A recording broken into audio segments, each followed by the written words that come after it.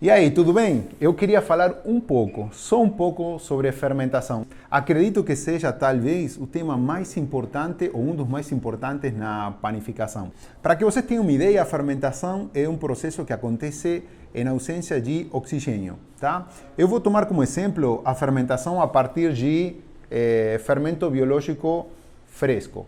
Que esse é outro das grandes temas que a gente discute. Falamos que a fermentação feita com massa madre ou com fermento natural é fermentação e que isto aqui é outra coisa. Na verdade, todas as fermentações são naturais. Tanto a fermentação feita com o fermento natural, quanto a fermentação feita com fermento biológico industrializado. A diferença é simples. Aqui no fermento biológico industrializado, eu tenho uma única cepa de leveduras que vai transformar carboidratos, no caso a farinha, e vai produzir como subproduto álcool, etanol, que ele vai evaporar no pão, e CO2, que é o gás que fica retido na rede de glúten. Essa é a fermentação do Saccharomyces cerevisiae, a cepa industrializada.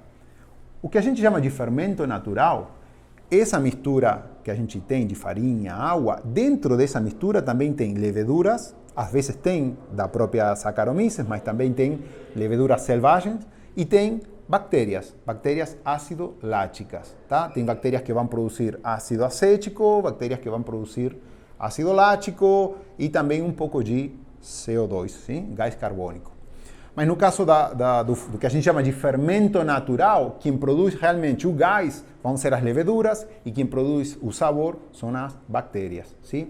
Nos dois casos, independentemente que seja o fermento natural ou biológico industrializado, é uma fermentação que acontece naturalmente. Talvez o melhor jeito de chamar o nosso fermento natural seria massa madre de cultivo, ou seja, a gente vai cultivar esses micro-organismos, essas bactérias, essas leveduras e vai fazer nosso fermento. Mas repito, nos dois casos, a fermentação acontece naturalmente, o processo é o mesmo, transformação de carboidratos em energia, sim? Com ausência de oxigênio e como subproduto tenho CO2, etanol e ácidos. Sim? A única fermentação que não é natural é a feita com fermento químico, que ele não é um fermento, sino um químico que a gente acrescenta e a partir de uma reação química misturada com a temperatura do forno, produz gás. O fermento químico, neste caso, quase não é utilizado na padaria. Tá claro? Então, fermentação igual para todos, muda os micro-organismos que fermentam e o perfil de sabor. Em todos os casos, menos na fermentação feita com fermento químico, obviamente, mas em todos os casos é uma fermentação que acontece naturalmente.